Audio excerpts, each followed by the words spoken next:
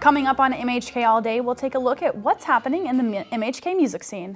And how some K-State students triumphed in campus competitions. Plus, what put the Kanza in jeopardy of closing?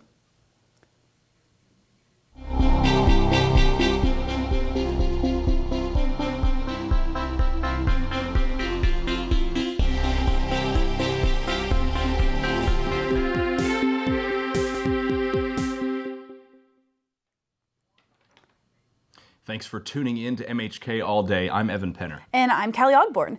We've got an exciting show in store for you today, full of music, social media sensations, and the latest tech trends. That's right. Plus, find out why the Kanza was once in jeopardy of being closed and what actions you can take to help keep it open. Well, a group of families and students took action of their own, which sent Kansas lawmakers into a special session to draft a new educational spending bill.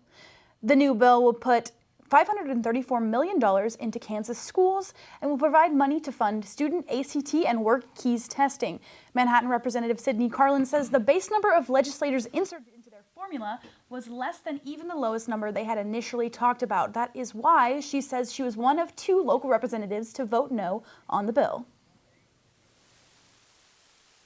That we needed to put $800 million in the formula.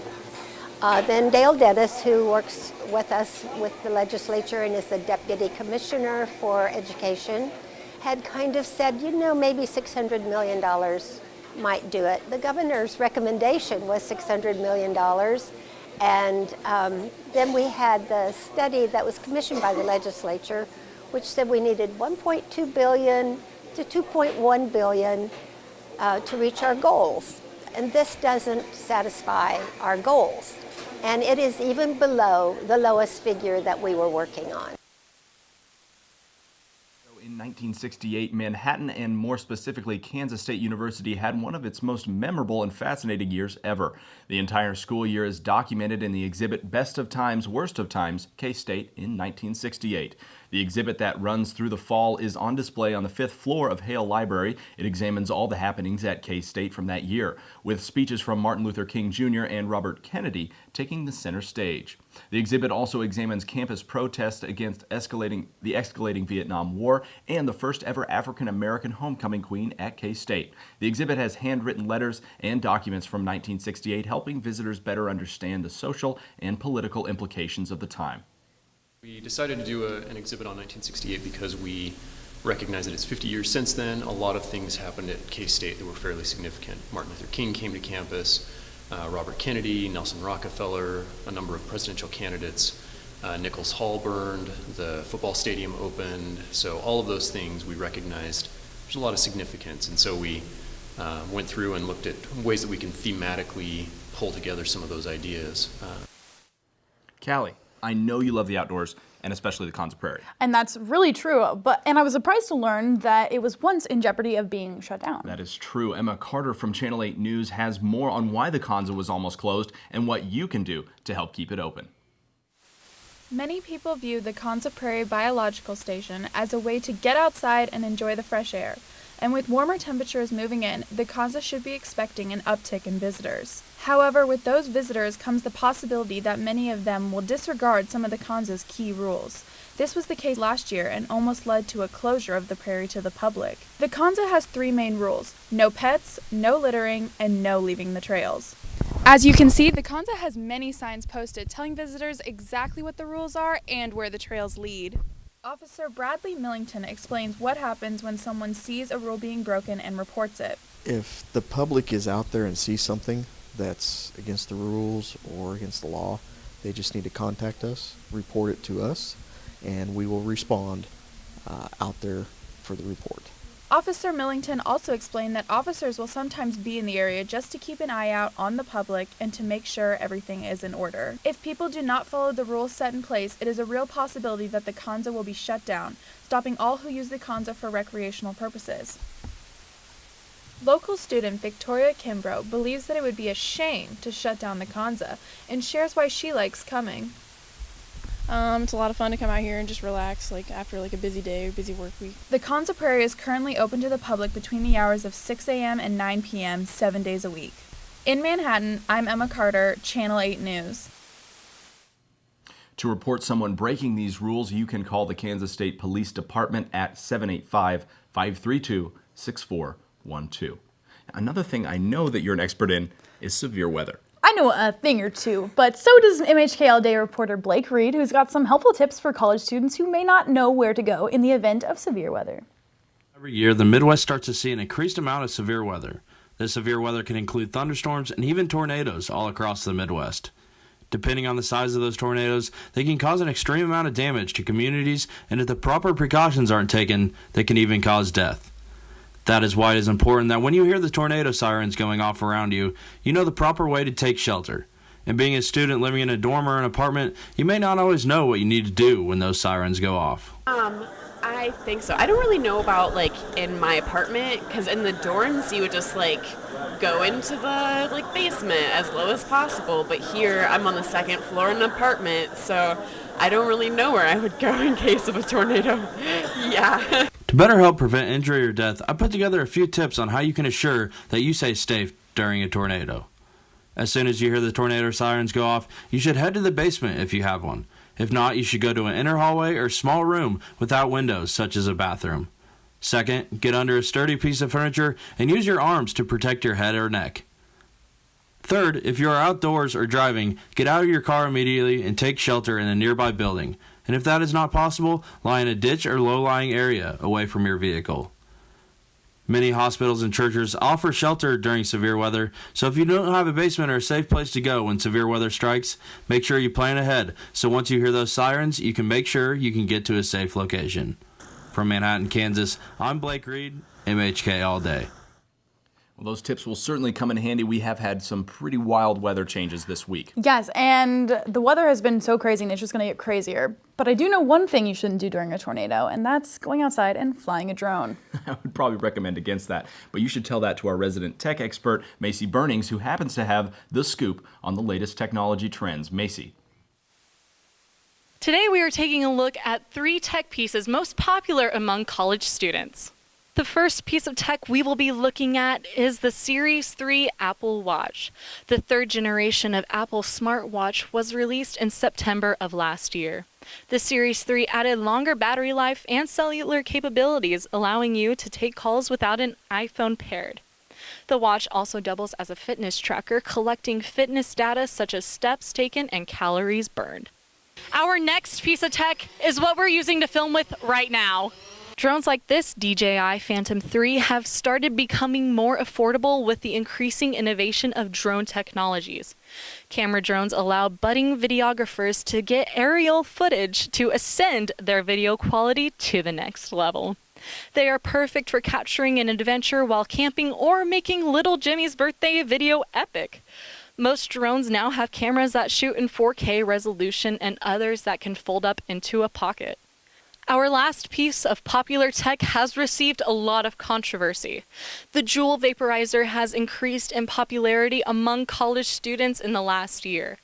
Popularity can be credited to the variety of flavors that can be used, such as mango, mint, and tobacco.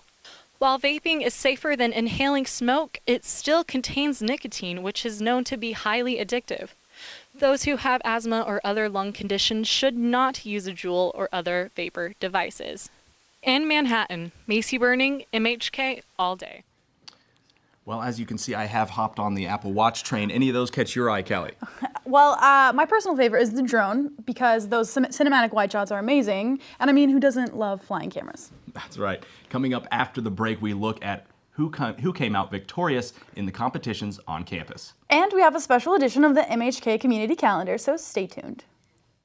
I was so pleased with what I saw on the discussion boards last night. Who started the module?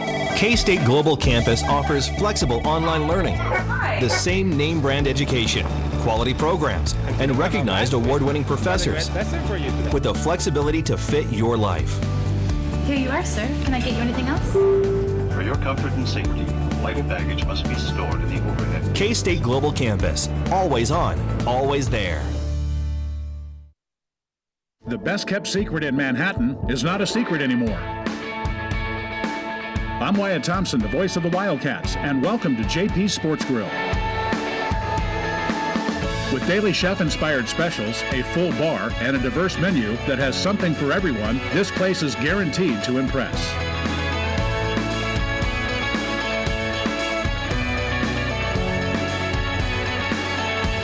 JP Sports Grill, your new favorite spot. I'm Kathleen from Mining, Germany. I'm Ginger from Overland Park, Kansas. I've traveled to London and saw the Parliament, studied in Mexico City, spent the summer in Austria, went skiing in the Alps.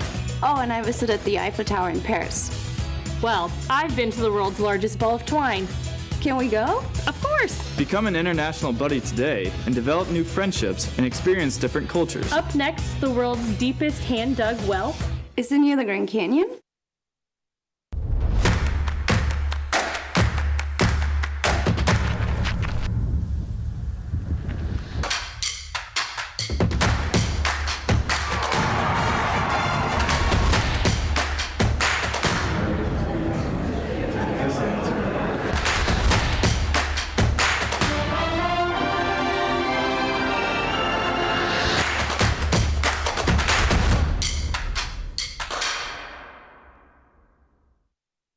Welcome back to MHK All Day.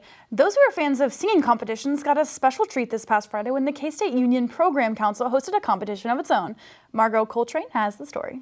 Even though she's an animal science major, sophomore Mackenzie Duncan finds time to take part in another passion of hers, singing. Encouraged by her family, sorority sisters, and a cappella group, Duncan decided to compete in this year's K-State's voice competition.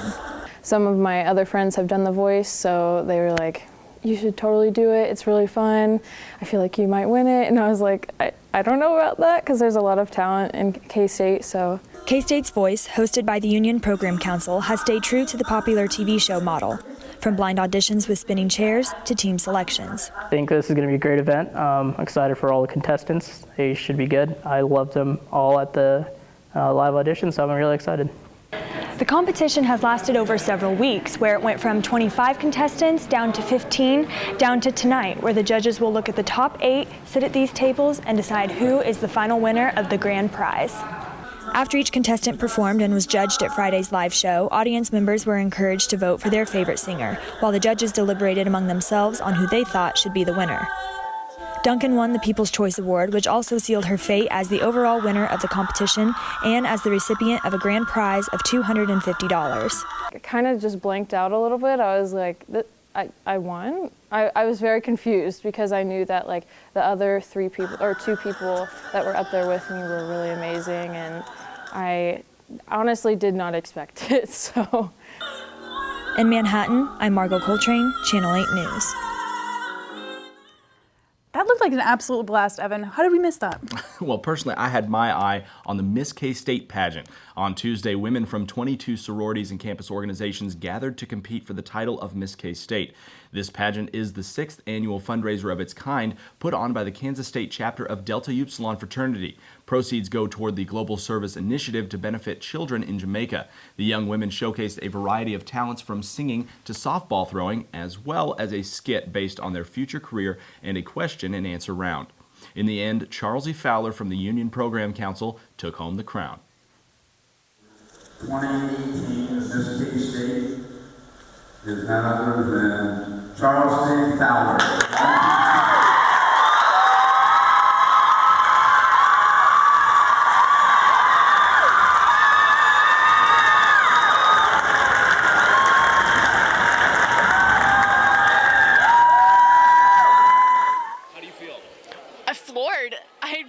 I'm in shock. I'm kind of waiting to wake up any second now. I personally know Charles E., and she's so sweet and very deserving of the title, so happy she won. It is fantastic. And in other music news, have you heard about all the music shows that have been happening in Manhattan recently? Well, MHK All Day reporter Josh Yankovic has been covering the local music scene all semester, so let's see what's up with him. The Manhattan music scene is on the rise, according to sources within the community.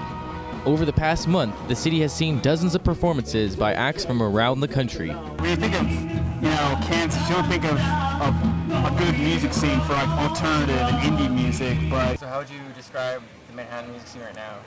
So so diverse.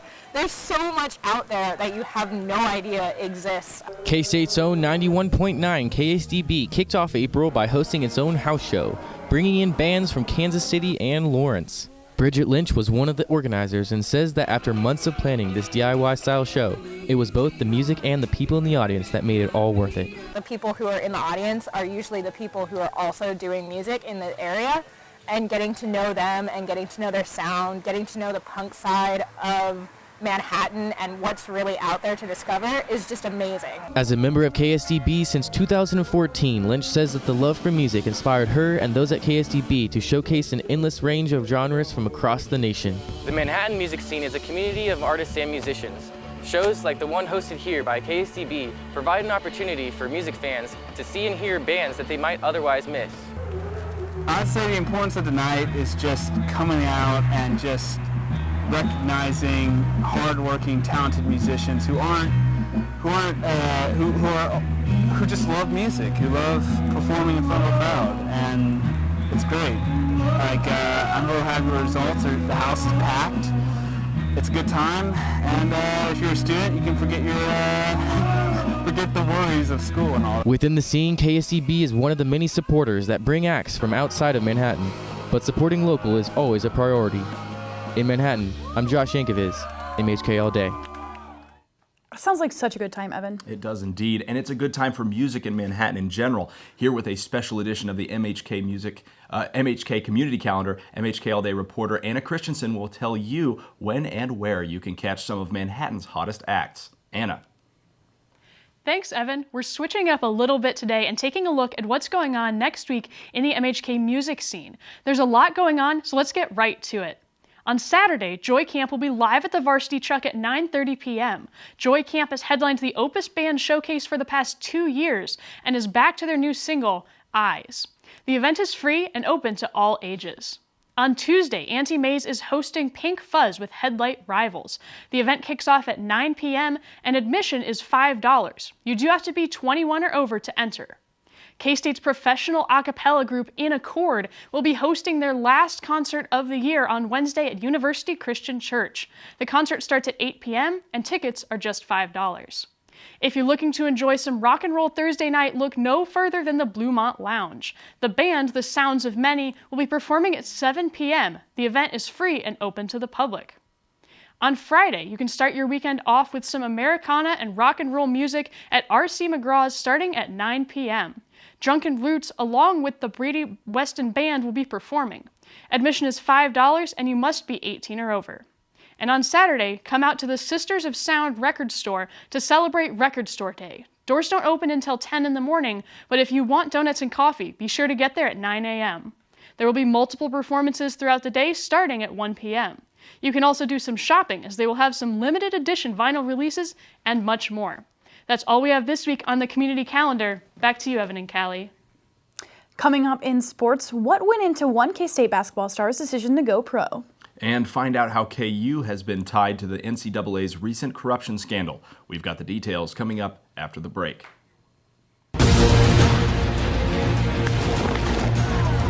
Schultz one, high and deep to left, goodbye.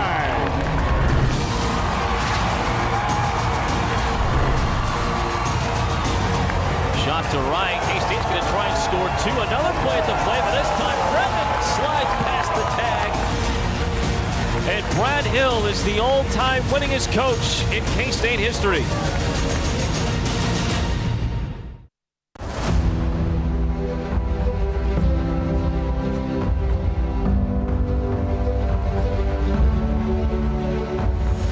I know a spot that I love full well. 'Tis not in forest, nor yet in dell. Ever it holds me with magic spell. I think of thee, alma mater.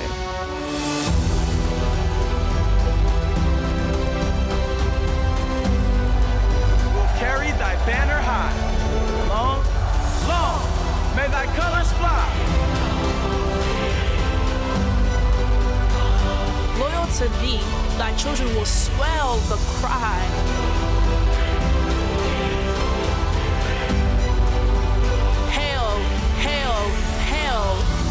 alma mater. We are a family that does not tolerate discrimination of any kind. A family that believes diversity, inclusion, and sportsmanship are expectations. A family that is supportive and seeks to promote a positive environment. A family that treats all people with respect and dignity. No matter their color, creed, gender, ethnicity, or sexual orientation. We are an empowered family. Who empowers family. Welcome to K-State. This is who we are. Welcome back to MHK All Day. Here to tell us what's going on in the sports world, Thane Benoit is live in studio. Thane? Thanks, Callie. After an exciting NCAA tournament, Kansas State basketball junior guard Barry Brown tossed his name into the cap to be selected in this year's NBA draft. Channel 8's Dylan Lears takes a closer look.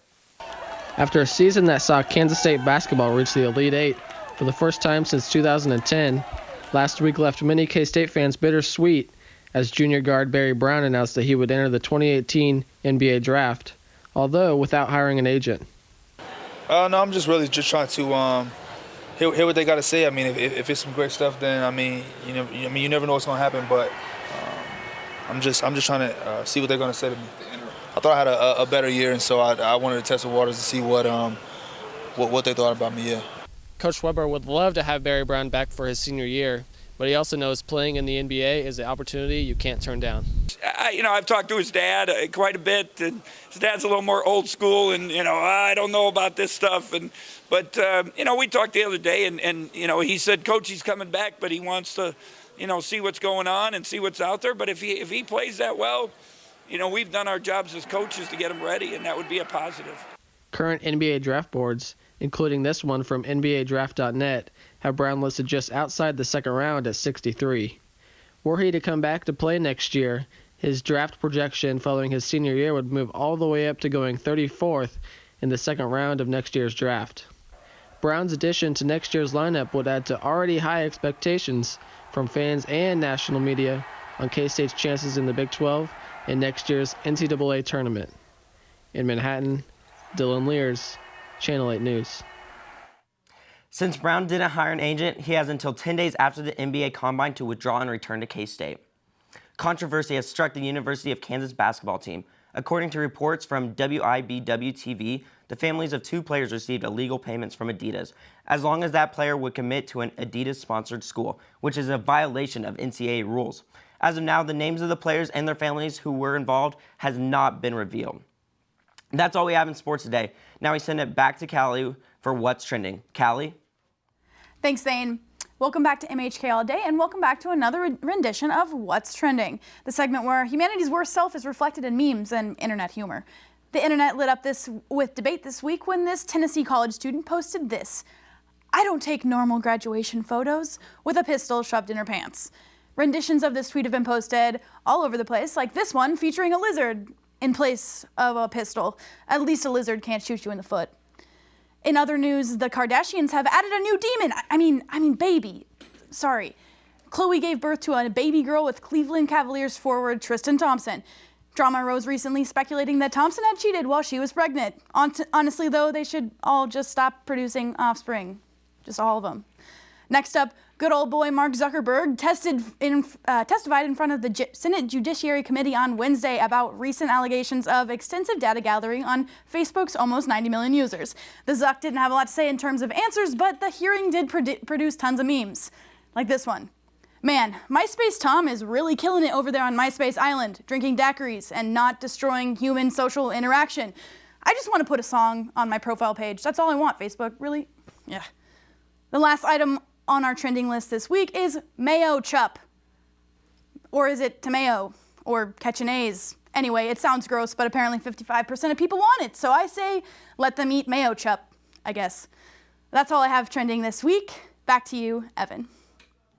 Now, speaking of social media, coming up after the break, we'll have Instagram famous K-State student Carl Shakur live in studio to talk about his travels and photography around the world, so stay tuned. Research. It's applying the bigger picture toward the greater good. Defending the world from adversaries, both seen and unseen. Interpreting realities to unlock solutions. It's our land-grant mission to serve our world utilizing sharp minds, from first-year students to world-renowned experts.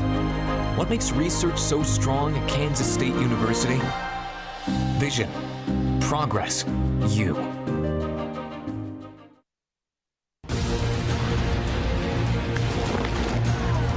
Schultz one, high and deep to left, goodbye.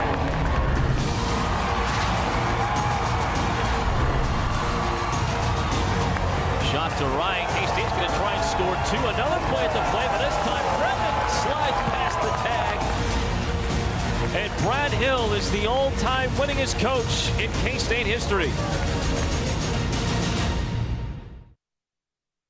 We are groundbreaking educators, laser-focused on inspiring students and sparking solutions. We are dedicated professionals, keeping campus safe, accessible, and inviting. We have big responsibilities, entrusted with serving our community and world. We are Kansas State University faculty and staff, and we have many titles, but one vision: always put family first. What turns profession into passion? Selflessness, integrity, you. I am now joined by Carl Shakur, who has become an Instagram sensation for his amazing photography taken from locations all over the world. Carl, thank you for joining us. Now, you have 133,000 followers on Instagram. How did you build up such a massive following? Really, it was just over time, traveling to different locations and like meeting up with different people who share the interest, and basically posting consistently and being passionate about what I share. That's basically how I was able to build it. Yeah. Absolutely. So what inspired you to get into photography in the first place?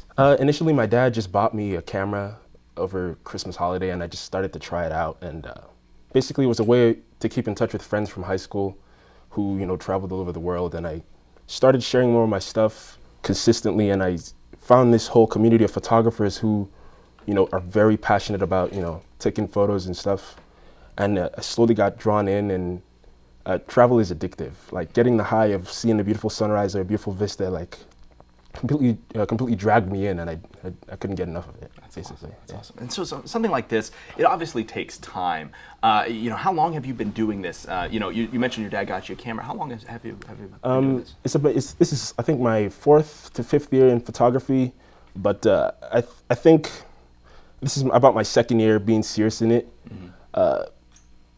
Basically, what I think like can allow someone to stay so long in it is just basically if you feed off of other people's passions. I'm friends with a lot of photographers here in K-State as well, and people like all over the world, and just to keep going is just easy when you find other people who are passionate about it, and that's what like allows me to stay. Absolutely. Absolutely. And you're at Carl_Shakur? Yeah, my name is, if you go to Instagram.com/Carl_Shakur, that's where you find my stuff. All right, absolutely. Yeah. Well, Carl, thank you for joining us today. That's all the time we have. That's awesome. And we appreciate you coming in. Wish you the best of luck. Thank you so much. That is all the time we have. Thank you for joining us. For Callie Ogborn and myself, I'm Evan Penner. Thank you for joining us on MHK All Day. Be sure to follow us on Instagram as well.